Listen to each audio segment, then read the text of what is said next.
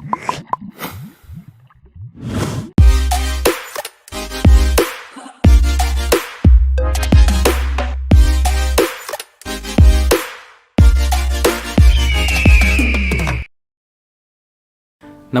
मैं हूं राव और दृष्टिकोण प्रोडक्शंस में आपका स्वागत है। तो लास्ट लेक्चर में हमने एडिटिंग टेक्निक्स देखी। इसमें हम सीखेंगे वीडियो इफेक्ट्स के बारे में। आपकी वीडियो को आप कैसे स्टेबलाइज कर सकते हैं, जैसे Q&A सेशन में मैंने बताया था। और इसके अलावा और बहुत सारे इफेक्ट्स हैं, उनका आप कैसे इस्तेमाल कर सकते हैं अपनी वीडियोज़ को इम्प्रूव करने के लिए। तो चलिए बिना समय लिए चलते हैं प्रीमियर प्रो में।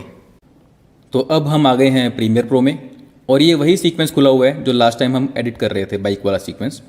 जिन लोगों ने लास्ट ट्यूटोरियल देखा था वो लोग को बहुत बधाई हो, क्योंकि वो एडिटिंग के बेसिक्स सीख चुके हैं। इस लेक्चर में हम बात करेंगे इफ़ेक्ट्स के बारे में। हो सकता है थोड़ा सा ये भी लेक्चर लंबा जाए, इसके अंदर भी काफ़ी इन्फॉर्मेशन है, बट डेफिनेटली आपको सीखने के लिए बहुत कुछ मिलेगा। तो मैं आपको यही कहूँगा कि वीडियो को प्लीज़ स्किप ना करें, शुरू से लेकर एंड तक पूरा देखें, ताकि आपका कुछ भी इंपॉर्टेंट टॉपिक जो है वो मिस ना हो जाए।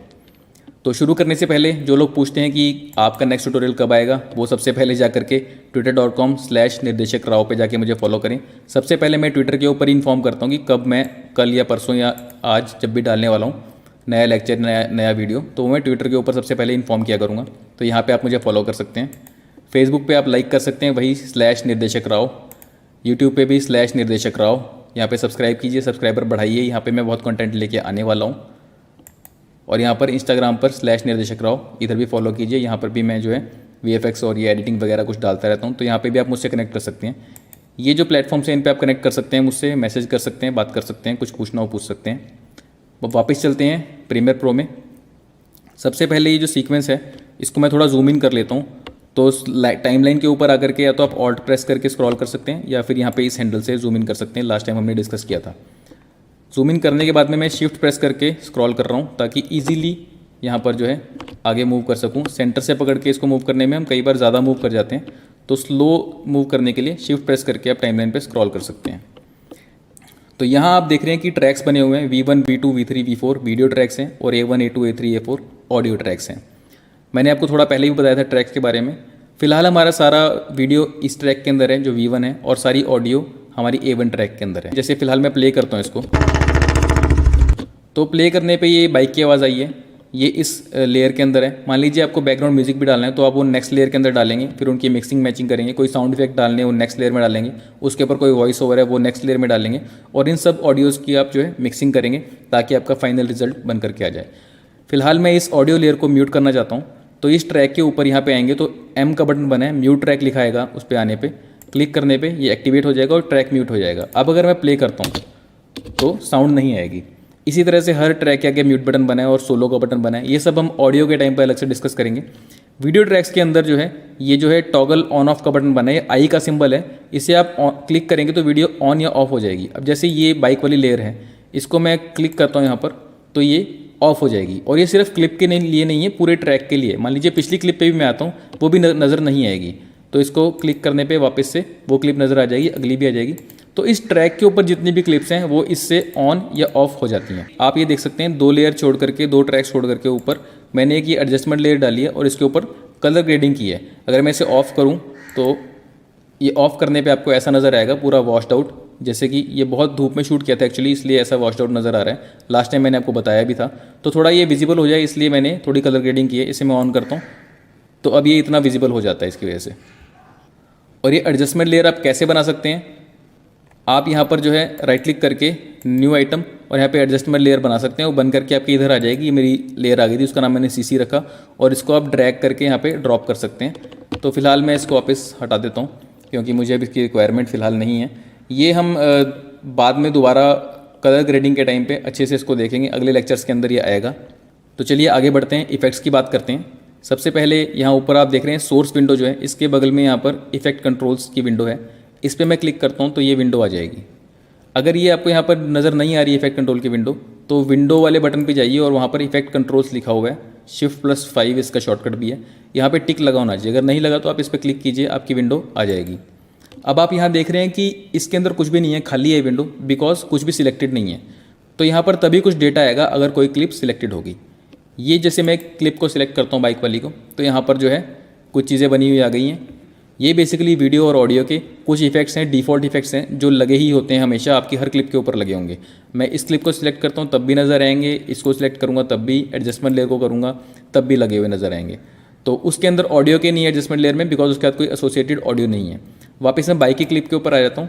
तो 3 ऑडियो के इफेक्ट्स हैं, इनको फिलहाल के लिए इग्नोर कर देंगे हम सिर्फ वीडियो इफेक्ट्स की बात करने वाले हैं। ऑडियो जो है सारी ऑडियो के लेक्चर में हम डिस्कस करेंगे। वीडियो के अंदर मोशन, ओपेसिटी और टाइम रीमैपिंग, ये 3 इफेक्ट बाय डिफ़ॉल्ट लगे हुए हैं।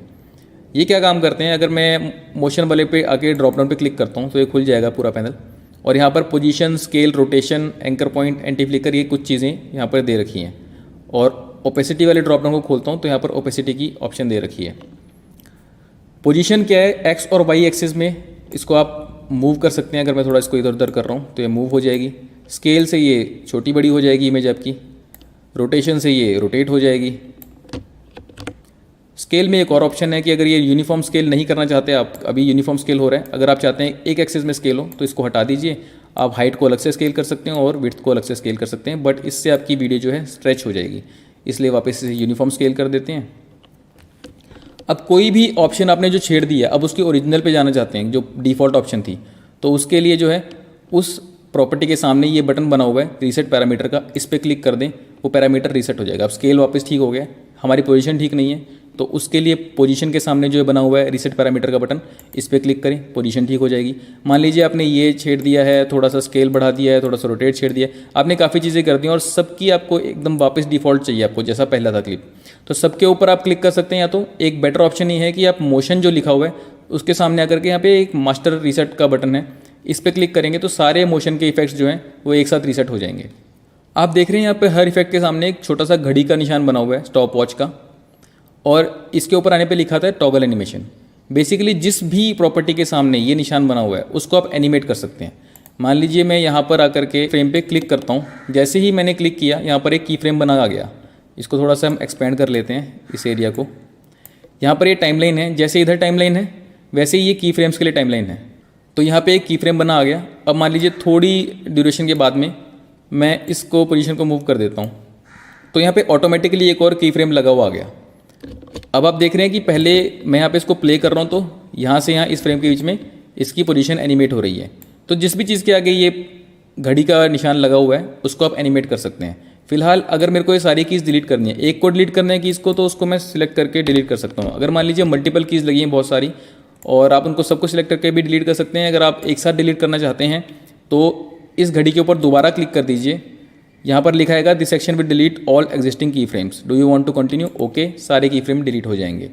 और मान लीजिए अब स्केल पे हम थोड़ा सा इसको यहाँ पे की लगाया, थोड़ा आगे जा करके एक और थोड़ी स्केल करके की लगाई, तो ये जो 2 कीज़ हैं इसके बीच में आप क्विकली स्नैप करना चाहते हैं तो यहाँ पे एक बटन बना हुआ है।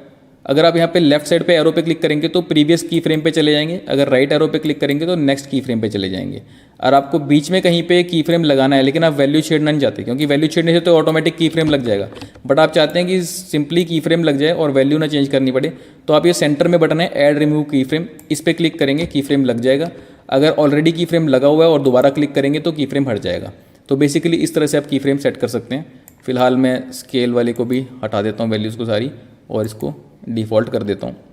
अब अगर आप यहाँ पे मोशन लिखा है इस पर क्लिक करते हैं तो आप देख रहे हैं यहाँ पे चारों तरफ इसकी जो है आउटलाइन आ गई और सेंटर में एक ये सर्कल बना हुआ आ गया। ये सेंटर पॉइंट है इसका, ये एंकर पॉइंट इसको बोलते हैं। तो एंकर पॉइंट अगर मैं यहाँ से ऐसे लेफ्ट राइट इसको मूव करता हूँ, आप देख रहे हैं पूरी की पूरी फुटेज मूव कर रही है लेकिन एंकर पॉइंट वहीं पर है। तो इस तरह से आप एंकर पॉइंट को चेंज कर सकते हैं, बट ये मेथड ठीक नहीं है क्योंकि इससे पूरी फुटेज आपकी मूव कर जाती है। दूसरा तरीका ये है कि आप सिलेक्शन टूल को लेकर के एंकर पॉइंट पे आइए, तो आप देख रहे हैं एंकर पॉइंट पे आते ही वो टूल चेंज हो जाता है। अब ये एंकर पॉइंट मूव करने के लिए टूल बन जाता है। इसको ड्रैग करके मान लीजिए मैं यहाँ पे ड्रॉप कर देता हूँ। अब ये एंकर पॉइंट कॉर्नर में आ गया है। पहले हम जब रोटेट कर रहे थे तो आपने देखा होगा कि सेंटर से रोटेट कर रही थी आपकी जो वीडियो है। अब मैं रोटेट करता हूँ तो ये देख रहे हैं इस पॉइंट से रोटेट कर रही है। तो बेसिकली एंकर पॉइंट आपका पिवट पॉइंट है, इसको आप धुरी भी बोल सकते हैं। जहाँ पे एंकर पॉइंट होगा वहीं से चीज़ें रोटेट या स्केल या ट्रांसफॉर्म सब चीज़ें यहीं से होंगी। तो ये तो मोशन के कुछ इफेक्ट्स हो गए, आपको ये भी मालूम चल गया कि इनको आप एनिमेट कर सकते हैं। ओपेसिटी के ऊपर बाय डिफ़ॉल्ट ये ऑलरेडी ऑन था, इसको मैं एक बार क्लिक करके ऑफ कर लेता हूँ। ओपेसिटी क्या करती है, आप बेसिकली इसको कम करेंगे तो वीडियो आपकी जो है बिल्कुल गायब हो जाएगी, या 23%, 50%, जितना आप उसको रखना चाहते हैं उतना रख सकते हैं। मान लीजिए इस लेयर के ऊपर एक और लेयर हो, तो मैं जो साइड में लेयर है ऑल्ट प्रेस करके इसको ड्रैग ड्रॉप करता हूँ यहाँ पर, ये लेयर इसके ऊपर आ जाएगी। अब ये लेयर जो है इसकी मैं ओपेसिटी अगर कम करता हूँ तो आप देख रहे हैं नीचे वाली लेयर दिखनी शुरू हो गई। अगर जीरो कर देता हूँ तो बिल्कुल नीचे वाली दिख रही है, ऊपर वाली पूरी गायब हो गई। और ब्लेंड करना हो तो मैं इसको 63%, 4% जितना मैं बढ़ाता जाऊँगा 100% पे टोटल ऊपर वाली नज़र आएगी, नीचे वाली नज़र नहीं आएगी। तो इस तरह से आप ओपेसिटी से जो है लेयर्स को ब्लेंड कर सकते हैं। दूसरी चीज़ है, अगर मैं ओपेसिटी की हटा देता हूँ और इसको 100% ही रखता हूँ, यहाँ पर देख रहे हैं आप ब्लेंड मोड लिखा हुआ है, ये बाय डिफ़ॉल्ट नॉर्मल है। अगर मैं इसको सिलेक्ट करके यहाँ पे मल्टीप्लाई करता हूँ तो ये देख रहे हैं कुछ नीचे वाली के साथ ये ब्लेंडिंग हो गई है।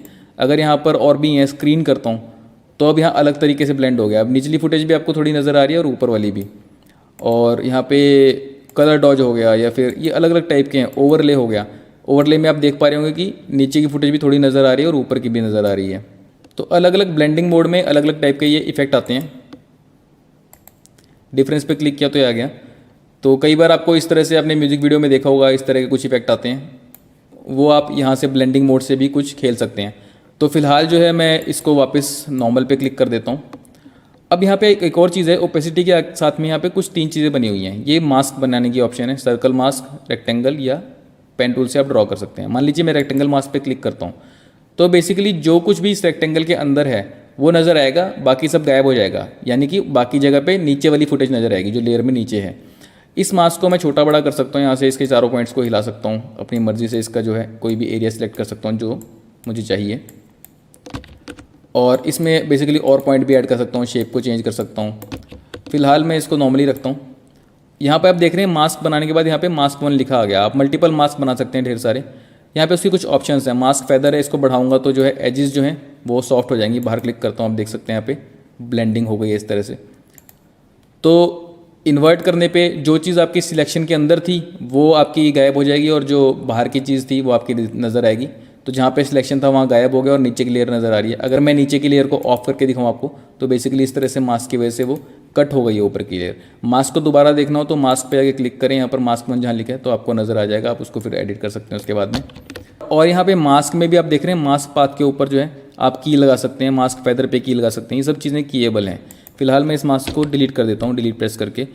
पेन टूल से आप जो है कोई भी पर्टिकुलर अपनी मर्जी की शेप का, मान लीजिए आपको कैरेक्टर की चारों तरफ मास्क चाहिए तो आप वो बना सकते हैं और सिर्फ वो आ जाएगा, बाकी का जो हिस्सा है वो गायब हो जाएगा। नीचे वाली लेयर मैंने हाइड कर दी थी, इसे एक बार ऑन करता हूँ तो आप देख सकते हैं कि जितने एरिया पे मास्क लगा है उसके अंदर की चीज़ नज़र आएगी और बाहर की चीज़ नज़र नहीं आएगी। तो मास्क पे आके एक बार वापस इसे डिलीट कर देते हैं। अभी के लिए मैं इस लेयर को भी डिलीट कर देता हूँ और इस क्लिप को वापस हम सिलेक्ट करते हैं। तो ये हमारे मोशन का इफेक्ट भी हो गए और ओपेसिटी का भी हो गया। उसके बाद है टाइम रीमैपिंग। ये बड़ी इंपॉर्टेंट चीज़ है। टाइम रीमैपिंग बेसिकली आपकी फुटेज की स्पीड को कहीं पे आपने तेज़ करना हो, कहीं पे वापस धीरे करना हो, उस चीज़ के काम आती है।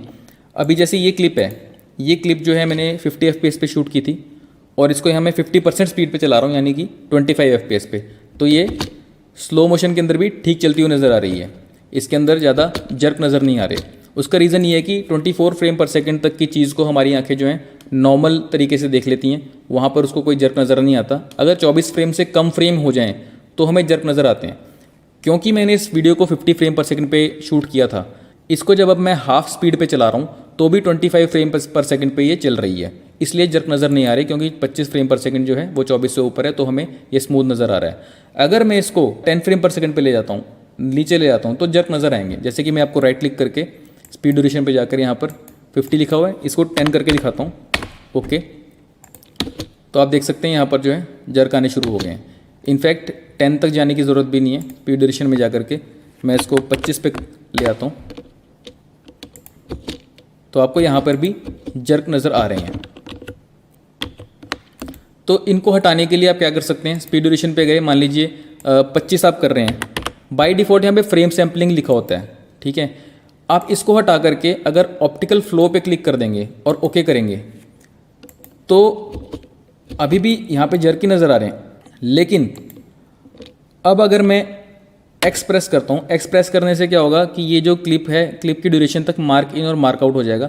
आप इसको मैनुअली भी कर सकते हैं, एक पॉइंट यहाँ पे लगा के मार्क इन का आई से और मार्क आउट का ओ से। एक्सप्रेस करने से सिलेक्टेड क्लिप जो होती है उसके दोनों तरफ अपने आप ये मार्क लग जाते हैं। तो शॉर्टकट है ये, कीबोर्ड शॉर्टकट में आप देख सकते हैं। अब मैं सीक्वेंस पे जा करके रेंडर इनटू आउट करता हूँ तो ये थोड़ी देर रेंडरिंग होगी और जो ये येलो लाइन है यहाँ पर या तो येलो या रेड होगी, वो लाइन ग्रीन में कन्वर्ट हो जाएगी। जैसी ग्रीन हो गई, अब आप देख रहे हैं, अब ये स्लो मोशन इफेक्ट देखिए कितना अच्छा लग रहा है। हालांकि मैंने 50 फ्रेम पर सेकंड पे शूट किया, 100 पे नहीं किया। अगर मैं इसको 100 फ्रेम पर सेकंड पे शूट करता और 4 गुना स्पीड कम करता इसकी, तो मेरी स्मूथ चलती।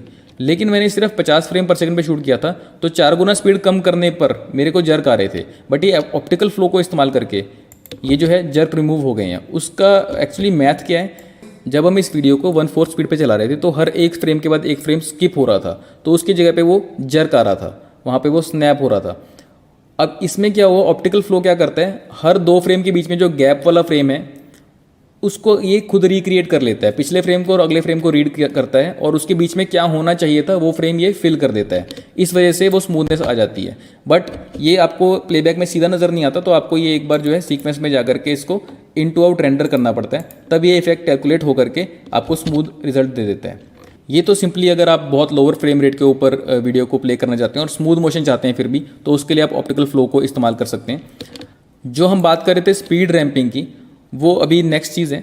उसको समझने के लिए पहले हम ये देखते हैं कि अभी मैं इसको कंट्रोल Z प्रेस कर देता हूँ। एक्चुअली 2 बार मैंने कंट्रोल Z किया है, तो नॉर्मल जो है स्पीड ड्यूरेशन में अभी 50% पे चल रहा है। अभी नॉर्मल क्लिप जैसे पहले थी वैसे हो गई है। मान लीजिए मैं चाहता हूँ कि शुरू में यहाँ तक एकदम से ये तेज़ चले क्लिप यहाँ कहीं तक, और उसके बाद में धीरे हो जाए और फिर एक बार तेज़ हो और फिर से धीरे हो जाए। तो उसके लिए मैं क्या करूँगा, मान लीजिए मैं चाहता हूँ यहाँ तक तेज़ चले, तो मैं यहाँ पे C प्रेस करके कट लगा लेता हूँ। ये जो हिस्सा है इस पर राइट क्लिक किया, स्पीड ड्यूरेशन इसको 150 कर देता हूँ, ओके, और इसको ड्रैग करके फुटेज को पीछे ले आता हूँ। अब ये शुरू में तेज़ और फिर एकदम से धीरे। जब ये धीरे हो गई है उसके बाद में मैं चाहता हूँ इधर तक धीरे चले, फिर ये एंड का झटका जो है वो तेज़ लगे।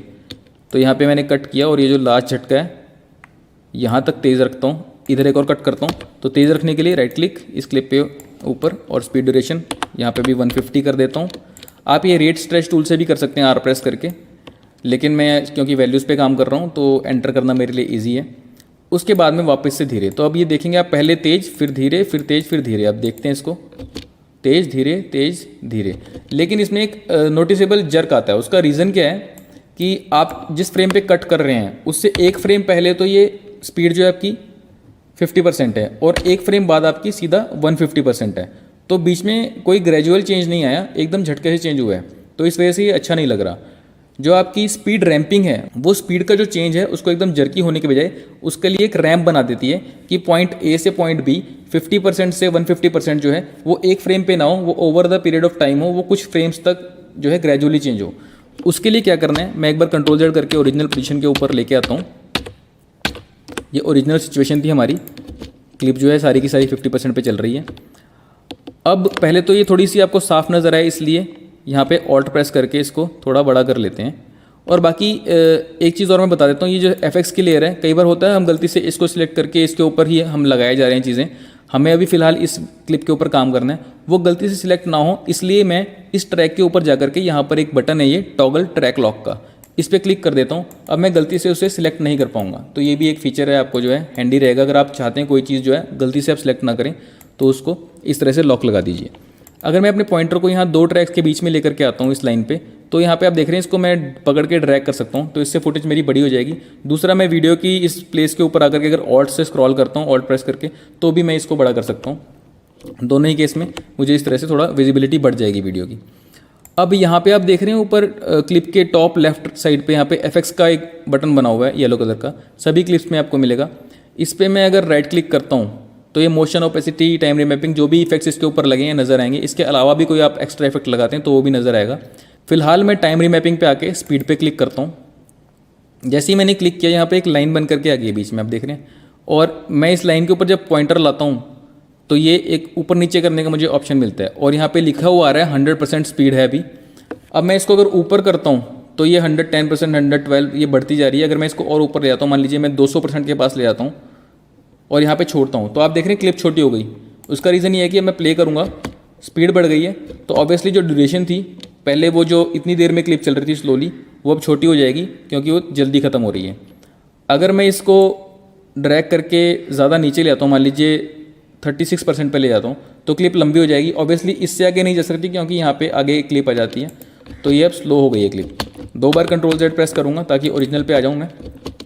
अब हमें क्या करना है, जैसे पहले हमने किया था, यहाँ से मान लीजिए यहाँ तक मैं चाहता हूँ कि तेज आए क्लिप, तो इधर आकर के इस पॉइंट पे आकर अगर मैं कंट्रोल प्रेस करता हूँ कीबोर्ड पे, तो ये देख रहे हैं पॉइंटर चेंज हो गया, एक प्लस का साइन आ गया है। अब मैं क्लिक करता हूँ तो यहाँ पे एक ये कट लग गया है इस लाइन के लिए, जो ये स्पीड की लाइन है इसके लिए यहाँ पे कट लग गया। ये एक्चुअली क्लिप के ऊपर कट नहीं लगा, यहाँ पे आप देखेंगे तो टाइम रीमैपिंग जो है इस जगह पर ये पॉइंट आ गया है, की फ्रेम आ गया है। अब क्या है कि मैं इससे पहले की जो चीज़ है उसको पकड़ करके ड्रैग कर सकता हूँ ऊपर की तरफ। अब मैं इसको ये 120 के आसपास ले जाता हूँ, तो ये थोड़ा सा मैंने इसकी स्पीड बढ़ा दी है, ठीक है। तो ये अब थोड़ा सा तेज़ हो गया है। उसके बाद की जो चीज़ है उसको मैं चाहता हूँ कि ये स्लो हो जाए, तो मैं इसको ड्रैग करके नीचे लाता हूँ, अराउंड 35 कर देता हूँ। तो जो है ये पहले तेज़ था, फिर एकदम से स्लो हो गया। अभी भी क्या चीज़ है कि ये जब जहाँ पे हमने की लगाई है उससे 1 फ्रेम पहले स्पीड ज़्यादा है और 1 फ्रेम बाद स्पीड कम है। हम चाहते हैं कि ग्रेजुअली ये कम हो। उसके लिए क्या करना होगा, थोड़ा मैं जूम इन करके आपको दिखाता हूँ। यहाँ पे एक हैंडल बना हुआ है, इसको अगर मैं ड्रैग करके यहाँ पे ऐसे करता हूँ तो आप देख रहे हैं अब ये 2 हैंडल में डिवाइड हो गया। इनको मैं इधर उधर कर सकता हूँ। अब ये हाई पॉइंट से लेके लो पॉइंट तक जर्की तरीके से नहीं आएगा, ये एक रैंप बन गया है, इसको ही स्पीड रैंप बोलते हैं। तो यहाँ से यहाँ तक ये रैंप के अंदर जो है ग्रेजुअली कम होगी स्पीड, तो स्मूथली होगी, ये जर्क नज़र नहीं आएगा। अब ये स्मूथली ये चीज़ एकदम ब्लेंड हो गई यहाँ पर। थोड़ा और इसको स्मूथ करने के लिए आप किसी भी हैंडल पे क्लिक करें, क्योंकि आप यहाँ देख रहे हैं ऊपर जो है शार्प पॉइंट है और नीचे भी शार्प पॉइंट है। इसकी वजह से यहाँ पे हल्का सा जर्क की सिचुएशन फिर भी रहती है। ग्रेजुअल इसको और भी ज़्यादा स्मूथ चाहते हैं आप, तो इस हैंडल को पकड़ के आप ऐसे रोटेट करें। आप देख रहे हैं जो 2 कॉर्नर हैं वो अब राउंड हो गए हैं, तो ये बीजियर कर्व जो है उससे ये शेप अगर आप बना देंगे तो और भी स्मूथली ये ब्लेंड होगा। हाई स्पीड से स्लो स्पीड में अब आ गया है। थोड़ा सा जूम आउट करते हैं, शिफ्ट प्रेस करके मैं स्क्रॉल करता हूँ ताकि इजीली मैं टाइमलाइन पे मूव कर सकूँ। अब आप देख रहे हैं यहाँ से क्लिप थोड़ी छोटी हो गई है, क्योंकि मैंने यहाँ पे तेज़ किया तो वहाँ से कंपनसेट करने के लिए क्लिप छोटी हो गई है। तो जो भी आप यहाँ पे चेंजेस करेंगे किसी भी पॉइंट पे, वो आगे वाली क्लिप को छोटा या बड़ा करेंगे, उसको इफेक्ट करेंगे। अब मैं चाहता हूँ कि ये पहले तेज़ चला, अब ये यहाँ तक धीरे चले, यहाँ कहीं तक, और इसके बाद में ये थोड़ा सा तेज़ चले। तो मैं यहाँ पे आकर के वही कंट्रोल प्रेस करके क्लिक करता हूँ, और अब जो आगे की चीज़ है इसको मैं इसकी स्पीड बढ़ा देता हूँ। तो यहाँ पर मैं इसको वही 120 के आसपास कर देता हूँ। ये 121 कर दिया मैंने। तो ये देख रहे हैं पीछे सारी की सारी क्लिप यहाँ पे कट करके छोटी हो गई है। अब मैं यहाँ पे भी स्मूथ करने के लिए इसको हैंडल को ड्रैग करके थोड़ा सा बाहर ले आता हूँ, थोड़ा सा इसको इधर ले जाते हैं, और वही इस चीज़ को एजेस जो है इसकी जो कॉर्नर है इसको स्मूथ करने के लिए थोड़ा सा हैंडल को पकड़ के ऐसे राउंड कर देते हैं। अब ये स्मूथली वापस इसके अंदर ब्लेंड हो जाएगा। तो हम देखते हैं प्ले करके, फास्ट से स्लो और स्लो से फिर से एकदम फास्ट हो गया। अब मैं चाहता हूँ कि ये जो फास्ट दोबारा हुआ है ये यहाँ तक फास्ट हो, उसके बाद वापस से स्लो हो जाए। तो मैं कंट्रोल प्रेस करके यहाँ पे क्लिक करूँगा, तो फिर से यहाँ पे अब हम इसको जो है ड्रैग करके नीचे लाते हैं। अराउंड मैं इसको 35 ही कर लेता हूँ फिर से। तो जैसे ही मैंने इसको 35 के अराउंड लेके गया, ये जो चीज़ है ये बड़ी हो गई, यहाँ तक पहुँच गई है। और इसके भी हैंडल को मैं थोड़ा सा इस तरह बाहर निकाल लेता हूँ, थोड़ा ऐसे कर लेता हूँ, और वही थोड़ा स्मूथ कर देते हैं ताकि रिज़ल्ट और बेटर हो जाए। अब अगर हम इसे देखेंगे, प्ले किया, फास्ट स्लो फास्ट फिर से स्लो, तो ये फास्ट स्लो फास्ट फिर से स्लो।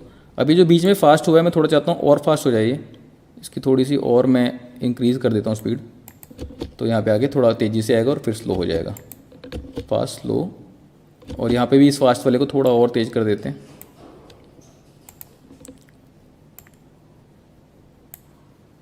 फास्ट से स्लो और फास्ट फिर स्लो।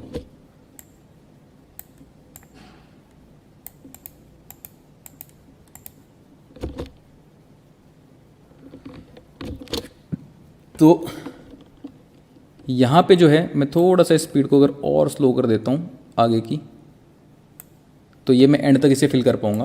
तो 31 काफ़ी स्लो हो गया है। अब इसके अंदर जो ये चॉपीनेस नज़र आ रही है वो स्पीड रैंपिंग ख़राब होने की वजह से नहीं है, वो बेसिकली जैसे मैंने आपको बताया था 24 फ्रेम पर सेकंड से नीचे जो हो गई है उसकी स्पीड, उसकी वजह से चीज़ आ रही है। उसको कंपनसेट करने के लिए हम राइट क्लिक करेंगे और स्पीड ड्यूरेशन पे जाएंगे, यहाँ पर फ्रेम सैम्पलिंग पे जा करके ऑप्टिकल जो फ्लो है इस पर क्लिक करेंगे, ओके करेंगे। जैसे ही मैंने ओके किया ये वापस से ऊपर जो है येलो लाइन आप देख रहे हैं। अब मैं इसको क्लिप को सिलेक्ट करके एक्सप्रेस करूँगा ताकि मार्क इन हो जाए यहाँ से यहाँ तक क्लिप, और मुझे इसको सीक्वेंस में जाके रेंडर इनटू आउट करना पड़ेगा, तभी वो ऑप्टिकल फ्लो का फाइनल रिजल्ट दिखाई दे पाएगा। तो जैसे ये होगी यहाँ पर ग्रीन हो जाएगा और ये वीडियो प्ले हो जाएगी अपने आप देख रहे हैं आप कितना स्मूथ मोशन इसके अंदर आ गया है।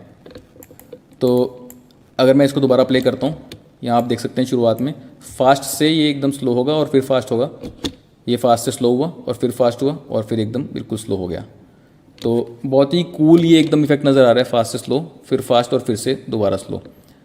तो आप इससे बड़ा इंटरेस्टिंग ये इफेक्ट क्रिएट कर सकते हैं। इस चीज़ को हम स्पीड रैंपिंग बोलते हैं।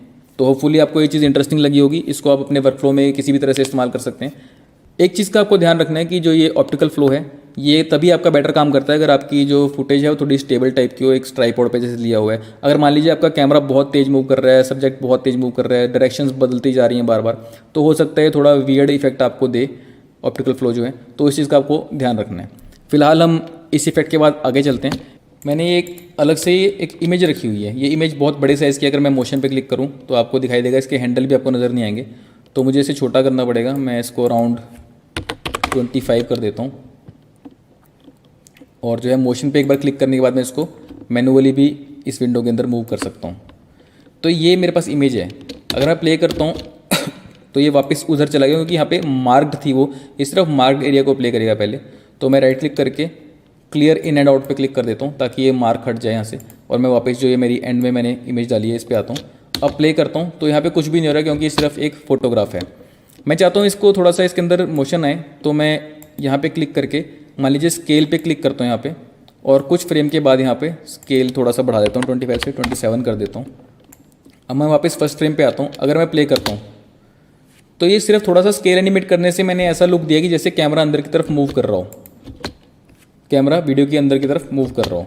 थोड़ा सा और मैं स्केल बढ़ा देता हूँ अगर आपको थोड़ा और बेटर विजिबल हो जाएगा। तो ये देख रहे हैं ऐसा लग रहा है कैमरा स्क्रीन के अंदर जा रहा है। तो आप इस तरह से सिंपल की फ्रेम्स के साथ में आप इमेज को भी थोड़ा सा वीडियो के अंदर इनकॉर्पोरेट कर सकते हैं। अगर आपको वीडियो के अंदर कोई शॉट डालना है, आपको इंटरेस्टिंग इमेज मिली हुई है लेकिन आप चाहते हैं वो डेड नज़र ना आए बिल्कुल रखी हुई, तो आप थोड़ा सा स्केल करके उसको या थोड़ा सा पैन करके इस तरह से एनिमेट कर सकते हैं। फिलहाल मैं इसकी जो है कीज़ को डिलीट कर देता हूँ, ओरिजिनल साइज़ पे इसे ला देते हैं। अब जो है ये हमारे पास क्लिप थी, आप देख रहे थे लास्ट में इंटरव्यू वाली। इसके ऊपर हम आगे की चीज़ें करते हैं। ये हमने देख लिए हैं जो डिफ़ॉल्ट इफेक्ट्स हैं सारे, मोशन का देख लिया हमने, ओपेसिटी देख लिया और टाइम रीमैपिंग भी हमने सीख लिया है। इनको मैं मिनिमाइज़ कर देता हूँ। अब इसके अलावा जो इफेक्ट हैं वो लगाने के लिए यहाँ पर इफेक्ट्स का टैब है, उस पर आप क्लिक करेंगे तो यहाँ पे इफेक्ट्स का जो है नज़र आ जाएगा आपको। अगर नहीं नज़र आ रही है आपको ये टैब यहाँ पर, तो आप विंडो पे जाएँ और यहाँ पर जो है इफेक्ट्स लिखा हुआ है, इस पर चेक होना चाहिए, इस पर क्लिक कर दें तो आपको यहाँ पे ये विंडो नज़र आ जाएगी। यहाँ पे आप देख रहे हैं कि प्रीसेट लिखे हुए हैं, ऑडियो इफेक्ट्स हैं, ऑडियो ट्रांजिशन है, वीडियो इफेक्ट और वीडियो ट्रांजिशन है। ऑडियो का जो है हम ऑडियो के लेक्चर में देखेंगे और प्रीसेट्स वगैरह हम फिलहाल नहीं डिस्कस करेंगे। सबसे पहले हमारे लिए इंपॉर्टेंट है वीडियो इफेक्ट्स।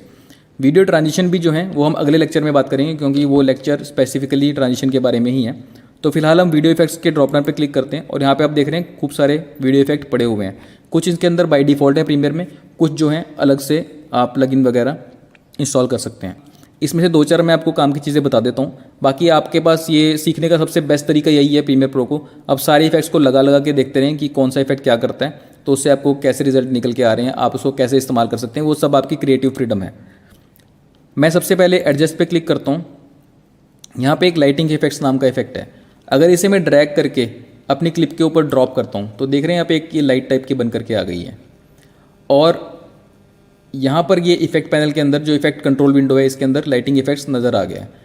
इस इफेक्ट के सामने यहाँ पर एफएक्स जैसे बना हुआ है ये एक निशान, इसको अगर मैं क्लिक करता हूँ तो इफेक्ट ऑफ हो जाएगा। यहाँ पे देख रहे हैं कट का निशान लग गया, और इसे क्लिक करता हूँ तो इफेक्ट ऑन हो जाएगा। तो एफएक्स पे क्लिक करने से टॉगल होगा इफेक्ट ऑन एंड ऑफ। तो अभी जो हमारा सीन है उसके अंदर क्या है कि हमारे जो मेन सब्जेक्ट है यहाँ पे थोड़ा अंधेरा हो रखा है सब्जेक्ट के ऊपर, क्योंकि हमारे पास लाइटिंग कंडीशन जो है हमारे कंट्रोल में नहीं थी। और पीछे ये जो है एक थर्ड पर्सन बैठा हुआ है जिसको हम जो हाईलाइट नहीं करना चाहते थे, बट उसकी तरफ लाइट ज़्यादा थी तो बेटर हाईलाइट हो रहा था। अब इस चीज़ को मैं शूट कर लाया हूँ लेकिन मुझे पसंद नहीं आ रही। मैं चाहता हूँ कि इसको मैं थोड़ा रीलाइट कर पाऊँ पोस्ट में। उसके लिए हम लाइटिंग इफेक्ट को यूज़ करते हैं। एक बार मैं एफएक्स के ऊपर क्लिक करता हूँ, वापस लाइट ऑन हो जाएगी। अब मैं लाइटिंग इफेक्ट जहाँ लिखा हुआ है इस लिखे हुए के ऊपर क्लिक करता हूँ तो ये एक सर्कल बना हुआ आ गया। सेंटर में अगर मैं क्लिक करता हूँ इसको मैं मूव कर सकता हूँ लाइट को। यह साइड से मैं इसको थोड़ा छोटा बड़ा कर सकता हूँ, चौड़ाई इसकी। अगर मैं इससे थोड़ा सा आउटसाइड जाता हूँ तो यहाँ पे एक ये देख रहे हो रोटेशन टाइप का एक बना हुआ आ गया सिंबल। अब मैं इसे रोटेट कर सकता हूँ, इसे मैं रोटेट करके और मूव करके थोड़ा इस तरफ ले आता हूँ। थोड़ा सा इसको हम बड़ा कर लेते हैं, थोड़ा सा इस तरह कर लेते हैं। तो ऐसा करने पे अब मैं अगर बाहर क्लिक करता हूँ, आप देख रहे हैं यहाँ पर लाइट आ गई और पीछे जो है वो जो थर्ड पर्सन था उधर अंधेरा हो गया। अब आप देख रहे हैं यहाँ पे एक इफेक्ट कंट्रोल विंडो में कुछ नज़र नहीं आ रहा। उसका रीज़न यही है कि क्लिप में से डिसलेक्ट हो गई है। अगर मैं दोबारा क्लिप को सिलेक्ट करूँगा तो उसके ऊपर लगे हुए सारे इफेक्ट यहाँ नजर आएंगे। इस इफेक्ट को मैं ऑन ऑफ करके दिखाता हूँ। पहले ऐसा था, हमारे सब्जेक्ट के ऊपर फोकस कम हो रहा था क्योंकि लाइट पीछे ज़्यादा थी। रीलाइट करने पर सब्जेक्ट के ऊपर लाइट आ गई और पीछे जो है अंधेरा हो गया। तो ईजिली आपने जो अपने सीन को रीलाइट कर लिया है। अब आगे बढ़ते हैं, इसको मैं बंद कर रहा हूँ एडजस्ट को। ब्लर एंड शार्पन, इसमें जैसे बड़े इंटरेस्टिंग इफेक्ट हैं। ये कैमरा ब्लर है। कैमरा ब्लर को अगर मैं ड्रैग करके यहाँ डायरेक्टली भी मैं ड्रॉप कर सकता हूँ इफेक्ट कंट्रोल पैनल में। बस आपको ध्यान ये रखना है कि आपकी सही क्लिप सिलेक्टेड हो। जो क्लिप सिलेक्टेड होगी उसके ऊपर ये इफेक्ट लग जाएगा। अब ये पूरा का पूरा ब्लर हो गया है। कैमरा ब्लर जो है बड़ी इंटरेस्टिंग चीज़ है। ये थोड़ा सा ब्लर इस तरीके से करता है फुटेज को कि आपकी जो अगर लाइट्स वगैरह सीन में तो वो उनमें बोके टाइप का इफेक्ट आए जैसा रियल कैमरा ब्लर करने पर होता है। फिलहाल मुझे इस तरह का सीन नहीं चाहिए। तो यहाँ पे आप देख रहे हैं वही मास्क की कुछ ऑप्शंस बनी हुई हैं जैसी कि ओपेसिटी के अंदर थी। तो मैं यहाँ पे पेन टूल लेता हूँ और यहाँ पे मास्क ड्रॉ कर लेता हूँ थोड़ा सा अंदाजे से अपने कैरेक्टर्स के आसपास। आप जो है इस लेयर को हाइड करके भी ये चीज़ कर सकते हैं। अब जो है हमारे कैरेक्टर जो है वो ब्लर हो गए क्योंकि मास्क के अंदर वाली चीज़ों के ऊपर ये इफेक्ट काम कर रहा है। इसको ठीक करने के लिए यहाँ पे इन्वर्टेड पे मैं क्लिक करूँगा। अब ये रिवर्स हो गया और यहाँ पर जो है अगर मैं बाहर क्लिक करता हूँ तो ये बड़ी एक शार्प एज नज़र आ रही है। उसको ठीक करने के लिए मैं वापस इफेक्ट में जाता हूँ और मास्क फेदर जो है इसको थोड़ा बढ़ा देता हूँ। जैसे मैंने फेदर बढ़ाया तो ये थोड़ा ग्रेजुअली जा रहा है इधर से उधर, लेकिन वापस से मास्क पे क्लिक करके ये भी देखना है कि ये अंदर की तरफ भी फेदर आता है। तो थोड़ा सा मैं इसको इतना बाहर रखता हूँ कि मेरे जो कैरेक्टर्स हैं उनके ऊपर जो है ब्लरीनेस बिल्कुल ना आए, वो शार्प रहें। तो मैं इसको थोड़ा आउटसाइड तक ले जाता हूँ।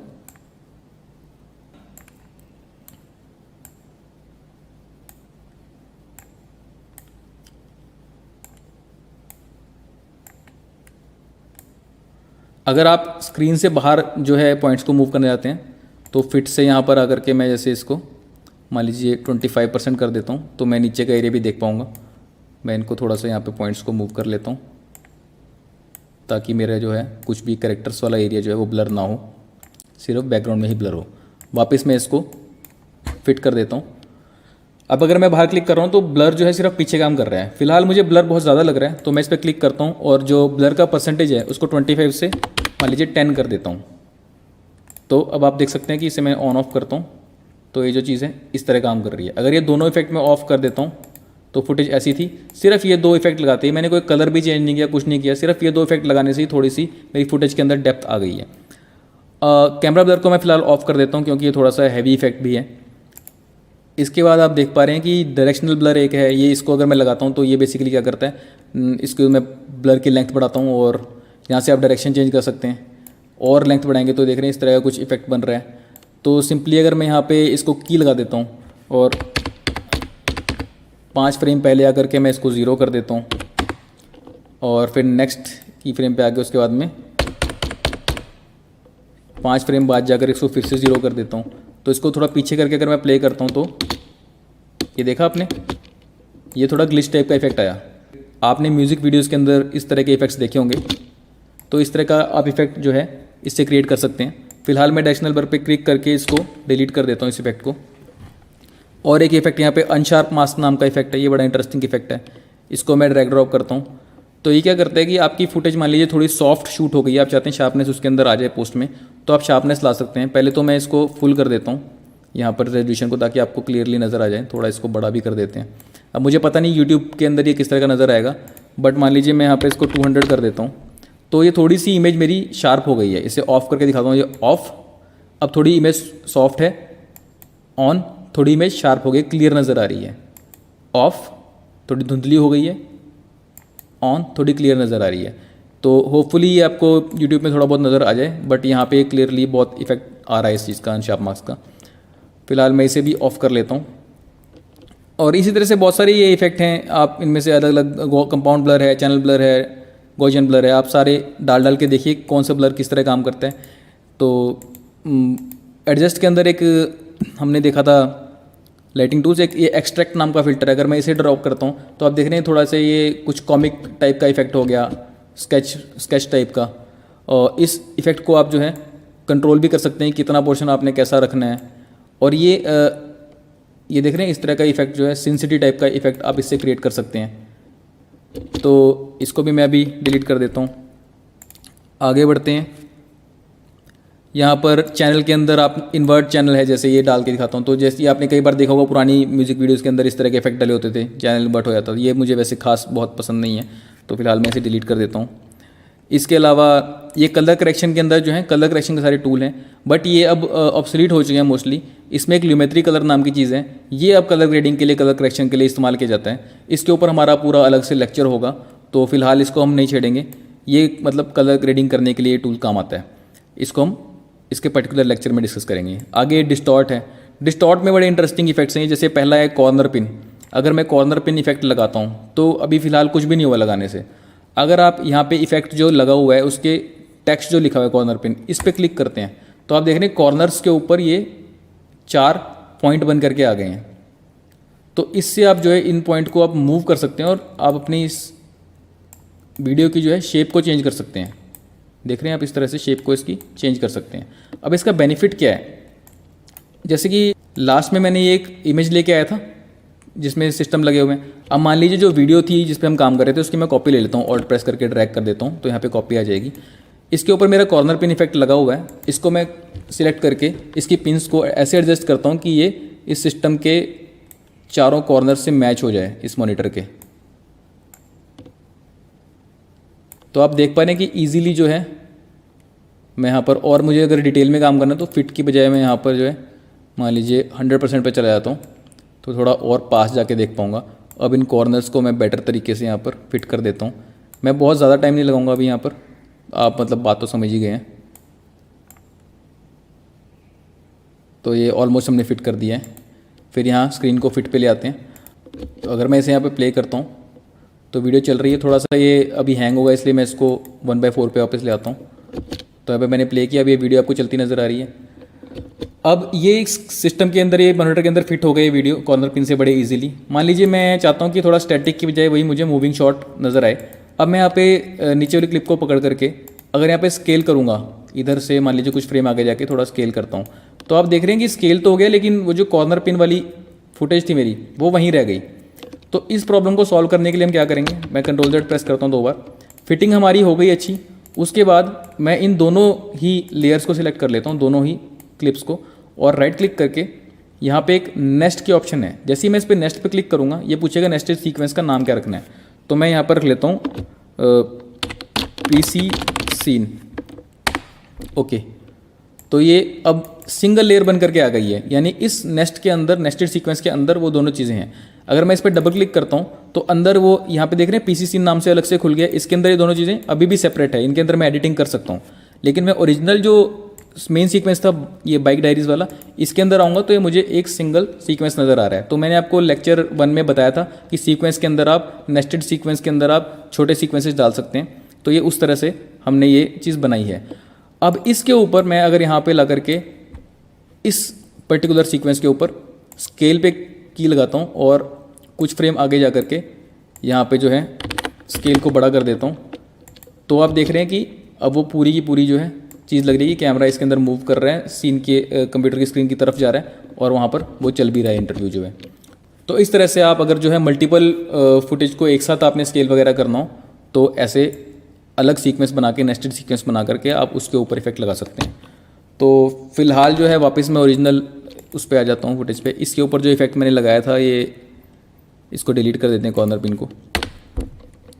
इसके अलावा यहाँ पे लेंस डिस्टॉर्शन है, इस पर मैं क्लिक करता हूँ तो अभी कुछ नहीं हुआ, लेकिन अगर मैं इसकी कर्वेचर को बढ़ाता हूँ तो आप देख रहे हैं ये इस तरह से चीज़ें चेंज हो रही हैं। कई बार हमारे कुछ लेंसेज होते हैं वाइड लेंस, वो इस टाइप की वीडियो शूट करते हैं तो उसको ये इफेक्ट लगा करके हम वापस से कॉम्पनसेट करके स्ट्रेट कर सकते हैं। इस चीज़ के ये काम आता है। तो अगर डिस्टॉर्टेड फुटेज आ रही है आपके लेंस से तो आप लेंस डिस्टॉर्शन इफेक्ट को इस्तेमाल करके उसे वापस ठीक कर सकते हैं। बट इसका एक बड़ा और इंटरेस्टिंग यूसेज है, इससे आप एक बड़ी क्रिएटिव ट्रांजिशन भी बना सकते हैं, जो कि मैं आपको ट्रांजिशन वाले लेक्चर में समझाऊंगा।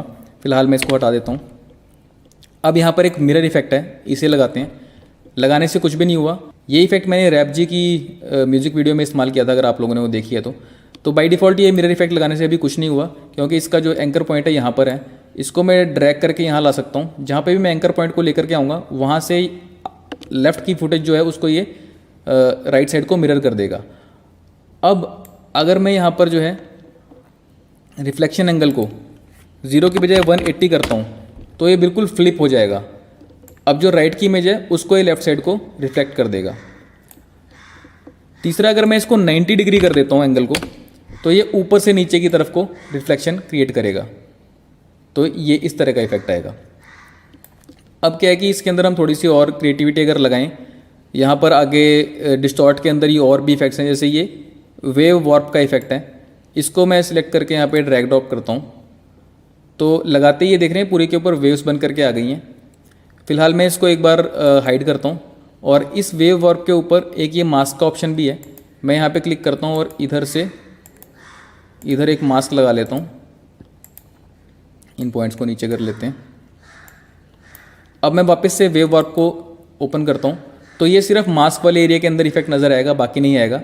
नीचे आप देख रहे हैं थोड़ी सी एजेस इसकी ठीक नहीं है, तो उसके लिए हम यहाँ पर पिनिंग की ऑप्शन है, तो नन की बजाय यहाँ पर हॉरिजॉन्टल एजेस को हम पिन कर देते हैं। तो उससे जो है ये जो एजेस की प्रॉब्लम थी वो सॉल्व हो जाएगी। और ये जो वेव का जो हाइट है, ये यहाँ से आप थोड़ी कम कर सकते हैं। इसको 5 कर लीजिए, और थोड़ा सा वेव विड्थ को आप जो है 60 कर लीजिए। अब इसमें खास बात क्या है कि ये एनिमेटेड रहता है वेव वाला इफेक्ट। अगर मैं इसे प्ले करता हूँ तो आप देख रहे हैं ये वेव जो है मूव कर रही हैं, तो एक ये वाटरी सा इफेक्ट बन के आ रहा है नीचे। तो बेसिकली आप प्ले अराउंड कर सकते हैं इन चीज़ों के साथ में। फ़िलहाल जो है मैं इसको डिलीट कर देता हूँ, वेव इफ़ेक्ट को और मिरर इफ़ेक्ट को भी, या फिर इसको हम 180 कर देते हैं, और इस तरह की जो चीज़ है ये इससे क्रिएट कर लेते हैं। आप इसको देख रहे हैं जो रिफ्लेक्शन सेंटर है, इसको भी की कर सकते हैं आप। यहाँ से जो है मूव करते हुए इस तरह के इफेक्ट भी बना सकते हैं। तो ये टोटली आपके हाथ में ये सब चीज़ें, आप किस तरह से उसका इस्तेमाल करते हैं।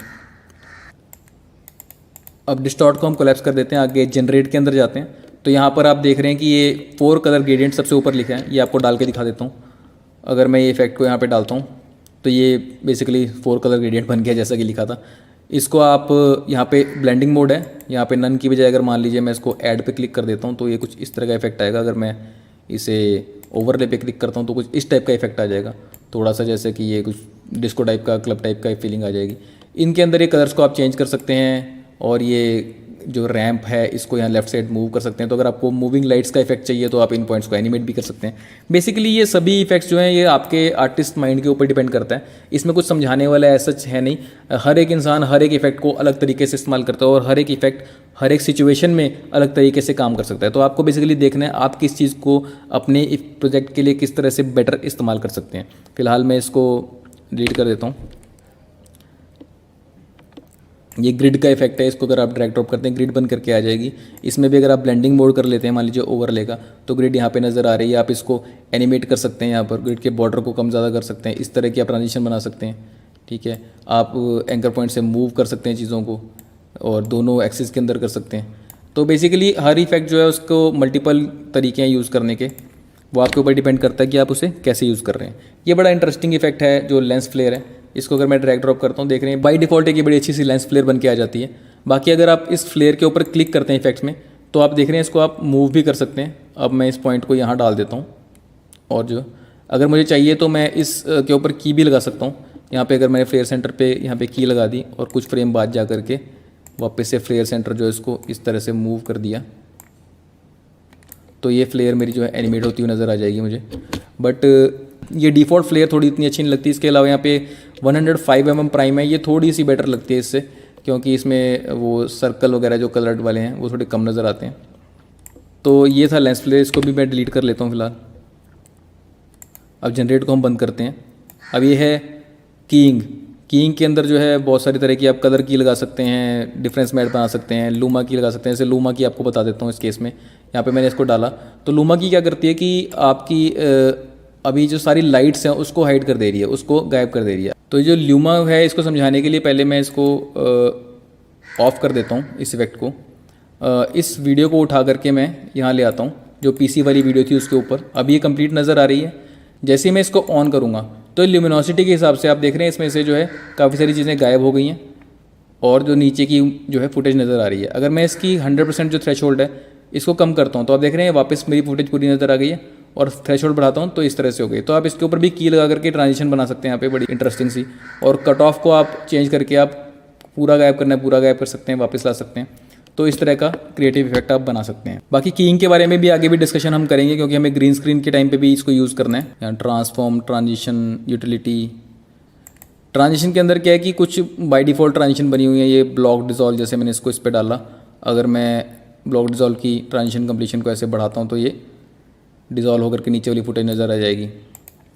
और जब ये डिज़ोल्व हो रहा है तो आप ब्लॉक जो है इसकी विड्थ को बढ़ा सकते हैं। और जैसे मैं इसको एक एक्सिस में पूरा बढ़ा देता हूँ, अब आप डिज़ोल्व करेंगे तो ये इस तरह का कुछ इफेक्ट बन करके आएगा, ब्लाइंड्स टाइप का। ठीक है, तो हाइट को भी बढ़ा सकते हैं। तो अब अगर डिज़ोल्व करूँगा तो थोड़े बड़े बड़े ब्लाइंड्स की तरह से थोड़े चौड़े स्ट्रिप्स जाएंगी। तो ये अलग अलग तरीके से आप इनको इफेक्ट्स को इस्तेमाल कर सकते हैं। ब्लॉक डिज़ोल्व को डिलीट कर देते हैं। लीनियर वाइप है, सबसे बेसिक ट्रांजिशन यही होती थी पहले। इसको बस जो है लीनियर लेफ्ट से राइट की तरफ चला गया। अगर आपने इसको वाइप एंगल को 0 कर दिया तो जो है इसकी डायरेक्शन नीचे से ऊपर हो जाएगी, 180 कर दोगे ऊपर से नीचे हो जाएगी। तो ये इजीली आप, और इसके अंदर ये फैदर की ऑप्शन है, इसको थोड़ा सा आप बढ़ा दोगे तो ये फैदर यहाँ पर आ जाएगा। ठीक है, तो ये सब इफ़ेक्ट्स हैं। यहाँ डिस्टॉर्ट के अंदर ही एक और इफेक्ट है, ये वार्प स्टेबलाइज़र का। ये आपको मैंने पहले भी दिखाया हुआ है, इसके ऊपर Q&A सेशन के अंदर मैंने वीडियो बनाई थी। ये आपकी जो शेकी फुटेज अगर आपने हैंड हेल्ड शूट की हो उसको स्टेबल करने का काम आता है। तो चेक कर लेते हैं। इसको समझाने के लिए मैंने यहाँ पे 2 क्लिप्स रखी हुई हैं। ये मैं इसे प्ले करता हूँ तो आप देख सकते हैं कि ये जो है शेकी फुटेज है, हिल हिल के आ रही है ये। और जो है ये भी एक फुटेज है, ये भी बहुत शेकी है। ये 2 फुटेज मैंने इसलिए लिए हैं क्योंकि ताकि आपको समझा सकूं कि वार्प स्टेबलाइज़र किस तरह काम कर सकता है और कहाँ ये काम करता है, कहाँ ये काम नहीं करता है। तो ये दोनों शेकी फुटेज हैं। एक ये लेफ्ट से राइट की तरफ को कैमरा पैन हो रहा है, थोड़ा सा रोटेट हो रहा है, और दूसरी ये कि टॉप से नीचे की तरफ बहुत रोटेशन है इसके अंदर। इसमें पर्सपेक्टिव चेंज हो रहा है, रोटेशन बहुत ज़्यादा है। ठीक है, तो इसमें मूवमेंट बहुत ज़्यादा है, ऑड भी है थोड़ी सी, और इसकी मूवमेंट थोड़ी सी स्टेबल है। अब हम एक काम करते हैं, वार्प स्टेबलाइज़र को ड्रैग करके यहाँ ड्रॉप कर देते हैं। जैसे ही मैंने ड्रॉप किया ये एनालाइजिंग इन द बैकग्राउंड आने लग गया, और यहाँ पर 7%, 8% ये सभी फ्रेम्स को एनालाइज कर रहे हैं। मीनवाइल हम दूसरे वाले वीडियो पे चलते हैं। यहाँ पे भी वार्प स्टेबलाइज़र को ड्रैग ड्रॉप कर देते हैं तो ये भी एनालाइजिंग इन बैकग्राउंड शुरू हो गया। इधर भी वही 6%, 8% ये परसेंटेज बढ़ रही है। जब ये कंप्लीट हो जाएगा तो बेसिकली ये फुटेज जो हैं वो दोनों स्टेबल हो जाएंगी। तो इसको थोड़ी देर चलने देते हैं। अब ये स्टेबलाइजिंग लिखा आ गया, प्रोसेसिंग कंप्लीट हो गया, अब स्टेबल हो जाएगी। ये वाली भी हो गई, ये भी हो गई। तो अगर इसे हम प्ले करके देखें अब, तो आप देख सकते हैं कि फुटेज जो है स्टेबल हो गई है, और ये फुटेज भी। लेकिन इनमें एक प्रॉब्लम आपको नज़र आएगी। ये फुटेज जो है ये काफ़ी अच्छी स्टेबल हुई है, देखिएगा अगर प्ले करें इसे, ये काफ़ी बढ़िया स्टेबल हुई है। लेकिन एंड में जा करके यहाँ पर आपने देखा लास्ट के कुछ फ्रेम में गाड़ी का जो बैक साइड देखिए वो थोड़ा स्ट्रेच हो रहा है, तो वीडियो यहाँ पर स्ट्रेच हो रही है। ऐसी जो दूसरी फुटेज है उसके अंदर शुरू से ही अगर आप देखें तो काफ़ी इसमें स्ट्रेचिंग हो रही है। ये देखिए बोनट जो है इसका, ये आगे पीछे को हो रहा है, ये काफ़ी इसमें स्ट्रेचिंग नज़र आ रही है हमें। फिर भी बहुत ही अच्छी इसने बाय डिफ़ॉल्ट ही बहुत अच्छा काम कर दिया है। बस इस वाली फुटेज में थोड़ा सा एंड में जो ये बोनट स्ट्रेच हो रहा है, अगर आप पिछली गाड़ी को देखेंगे तो वो भी इस तरह से पूरी स्ट्रेच हो रही है। तो ये जो चीज़ है पूरी की पूरी वीडियो के ऊपर ही लगी हुई है। इसका रीज़न क्या है, अगर मैं इस क्लिप को सिलेक्ट करता हूँ तो यहाँ आप देखेंगे जो वार्प स्टेबलाइजर का इफेक्ट है उसमें लिखा हुआ है सब स्पेस वार्प। मेथड जो है इसका वो सब स्पेस वार्प है। इसकी बजाय अगर मैं इसे पोजीशन, स्केल और रोटेशन करता हूँ कि सिर्फ पोजीशन, स्केल और रोटेशन के हिसाब से हमें स्टेबलाइज करना है फुटेज को, और क्लिक करता हूँ तो यहाँ पर कुछ चेंज आएगा। अब अगर मैं प्ले करता हूँ फुटेज को तो ये स्टेबल है, ठीक है, कोई अभी तक ज़्यादा वैसा वो नहीं हुआ। और ये लास्ट में भी जो वो बेंडिंग हो रही थी वो चीज़ अब ठीक हो गई है। अब सिर्फ कैमरा एंगल उसके हिसाब से मूव हो रहा है, तो वो प्रॉब्लम हमारी इसे सॉल्व हो गई है। कुछ केस में जो सबस्पेस वार्प है वो ज़्यादा अच्छा काम करता है, कहीं पे पोजीशन, स्केल, रोटेशन काम करता है बेटर। वो आपको देखना है कि आपकी वीडियो के अंदर क्या क्या है। इस केस में पोजीशन मूव हो रही थी कैमरे की, और जो है रोटेशन भी मूव हो रही थी, स्केल भी मूव हो रहा था, इसलिए हमने ये यूज़ किया। अब ये लास्ट वाला जो है इसमें भी अगर मैं सबस्पेस वार्प की जगह पोजीशन, स्केल और रोटेशन यूज़ करता हूँ, दोबारा से स्टेबलाइज होगा। अब प्ले करते हैं इसको तो बेंडिंग कम हो गई है, थोड़ा सा फुटेज कम स्टेबलाइज लग रही है, थोड़ी जर्क ज़्यादा आ रहे हैं, लेकिन वो जो बिल्कुल ही डिस्टॉर्ट हो रही थी वो चीज़ नहीं हो रही है। तो ये गिव एंड टेक रहता है इसका। अगर आप समझना चाहते हैं इसके पीछे क्या काम हो रहा है, यहाँ पे फ्रेमिंग जो है, यहाँ पे लिखा है स्टेबलाइज, क्रॉप और ऑटो स्केल। इसको मैं अगर सिर्फ स्टेबलाइज ओनली पे क्लिक कर देता हूँ तो आप देख सकते हैं कि इसने क्या किया है, ये साइडों में आपको ब्लैक एजेस नज़र आएंगे, नीचे भी थोड़ा सा, इधर को भी। तो ये स्टेबलाइज करता है फुटेज को, उसके लिए ये थोड़ा सा फुटेज को जब सेंटर में रखता है तो पूरी की पूरी फुटेज मूव करके लेफ्ट या राइट साइड को कहीं पे निकल जाती है। तो वो जो बॉर्डर्स हमारे ब्लैक आ जाते हैं उनको फिल करने के लिए हम ये ऑप्शन यूज़ करते हैं स्टेबलाइज, क्रॉप और ऑटो स्केल की। अगर मैं सिर्फ क्रॉप करता हूँ तो जो है अब स्टेबलाइज हो गई फुटेज और क्रॉप हो गई है, सेंटर में आ गई है, लेकिन जो कॉर्नर हैं तीनों चारों तरफ जो है ये ब्लैक बॉर्डर अब आ गया है। तो ये ब्लैक बॉर्डर को आप मैनुअली भी स्केल कर सकते हैं, बाकी यहाँ से ऑप्शन से अगर ऑटो स्केल कर लेंगे तो ये ऑटोमेटिकली उसमें फिट हो जाएगा। और इसी तरह से यहाँ पर भी दिखा देता हूँ आपको। अगर मैं इसको सिर्फ स्टेबलाइज ओनली पे रखता हूँ तो आप देख सकते हैं साइड में यहाँ पे ब्लैक बॉर्डर आ गया है, ये देख रहे हैं यहाँ पे, और ये बॉर्डर मूव कर रहा है, आप देख रहे होंगे यहाँ पे लगातार। अगर मैं इसको स्टेबलाइज एंड क्रॉप करता हूँ तो ये सेंटर करने की कोशिश करेगा उसको, स्टेबलाइज फुटेज को, इधर चारों तरफ बॉर्डर आएगा। और इसको ठीक करने के लिए जो है हम ऑटो स्केल पे क्लिक कर लेते हैं और अब जो है वो अपने आप फुटेज को स्केल कर देता है। आप इसको मैनुअली भी स्केल कर सकते हैं, तो वो भी एक ऑप्शन है। तो ये था आपका वार्प स्टेबलाइज़र, बहुत ही अच्छा इफेक्ट है, बहुत ज़्यादा इसको इस्तेमाल किया जाता है। मेरा काफ़ी रेगुलर यूज़ होता है, क्योंकि कई बार जो होता है कि आप गिम्बल में शूट नहीं कर पाते, हैंड हेल्ड शूट करके लाते हैं कुछ, और फुटेज आपको इंटरेस्टिंग लग रही होती है लेकिन यूजेबल नहीं होती, तो उसको आप इस तरह से यूजेबल बना सकते हैं। तो ये थे कुछ इफ़ेक्ट्स।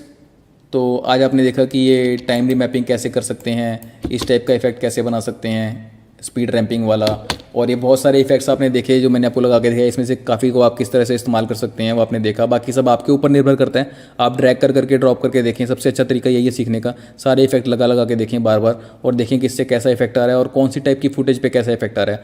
हर एक इफेक्ट जो है अलग फुटेज पे अलग तरह से रिजल्ट आपको दे देता है। और आप जिस भी चीज़ के आगे ये स्टॉप वॉच का निशान देखते हैं, सर्कुलर सा घड़ी का निशान, वो आप एनिमेट कर सकते हैं। तो आप हर इफेक्ट के अंदर भी अगर देखेंगे बहुत सारे इस तरह के निशान बने होंगे, तो वो सब चीज़ें कंट्रोलेबल हैं, एनिमेटेबल हैं, उनको आप एनिमेट करके डिफरेंट टाइप के जो है इफेक्ट्स क्रिएट कर सकते हैं।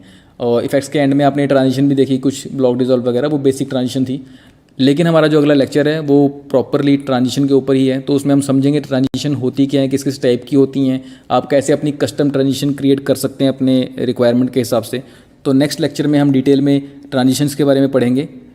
तो आज आपने इफेक्ट्स के बारे में सीखा, कैसे फुटेज स्टेबलाइज करनी है, और भी बहुत सारी इंटरेस्टिंग चीजें आपने सीखी। नेक्स्ट लेक्चर में हम सीखेंगे कि वीडियो ट्रांजिशन कैसे इस्तेमाल की जाती है। उम्मीद करता हूं आपको ये वीडियो अच्छी लगी होगी। अगर अच्छी लगी तो लाइक कीजिए, शेयर कीजिए और सब्सक्राइब कीजिए हमारे चैनल को। बेल आइकन दबाना ना भूलें ताकि आपको अगली वीडियोस की नोटिफिकेशन मिलती रहे।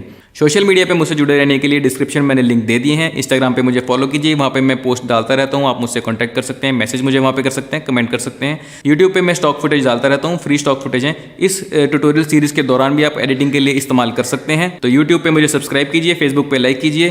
फिलहाल के लिए इतना ही, मिलते हैं नेक्स्ट लेक्चर में, तब तक के लिए राव की ओर से नमस्कार।